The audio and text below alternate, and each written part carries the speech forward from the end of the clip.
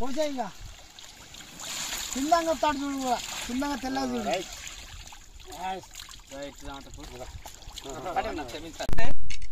ఆలేరు నుంచి వెళ్ళి మోత్కూరు బిక్కేగు వాగు చరిత్రలో మొట్టమొదటిసారి కాంగ్రెస్ ప్రభుత్వం ఆధ్వర్యంలో గంధమల నుంచి నీళ్లు వదిలిపెట్టిన ముఖ్యమంత్రి వర్యులు రేవంత్ రెడ్డి గారికి, మంత్రివర్యులు వెంకరెడ్డి గారికి, స్థానిక ఎమ్మెల్యే విప్పు బి లైలయ్య గారికి, స్థానిక ఎంపీ చామల కిరణ్ కుమార్ రెడ్డి గారికి, రాజగోపాల్ రెడ్డి గారికి, గుండాల మండలం స్థానిక బిడ్డ జిల్లా ప్రెసిడెంటు అండం సంజీవన్న గారికి, వైస్ ప్రెసిడెంట్ సోమిరెడ్డి గారికి, అంటే ప్రభుత్వ పెద్దలందరూ కలిసి ఇక్కడ రైతుల బాధను తెలుసుకొని నీళ్లు అందించిన తెలంగాణ ప్రభుత్వానికి, తెలంగాణ కాంగ్రెస్ పెద్దలందరికీ ప్రతి ఒక్కరికి పేరు పేరున ధన్యవాదాలు తెలియజేస్తున్నాం.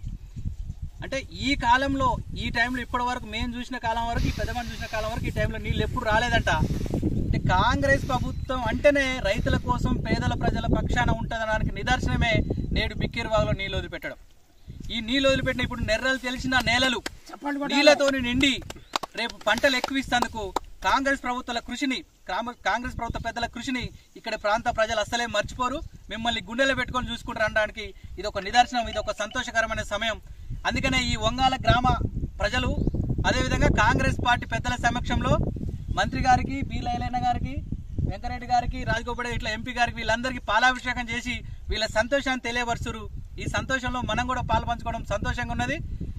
కాంగ్రెస్ ప్రభుత్వం అంటేనే పేదల పార్టీ, పేదల ప్రభుత్వం, రైతుల పక్షపాతాన్ని మరొకసారి నిరూపించిన కాంగ్రెస్ ప్రభుత్వ పెద్దలకు బి లైలయ్య గారికి, వెంకరెడ్డి గారికి, రాఘవరెడ్డి గారికి, ఎంపీ గారికి ప్రతి ఒక్కరికి పేరు పేరున ప్రత్యేక ధన్యవాదాలు తెలియజేస్తున్నాం. నమస్తే.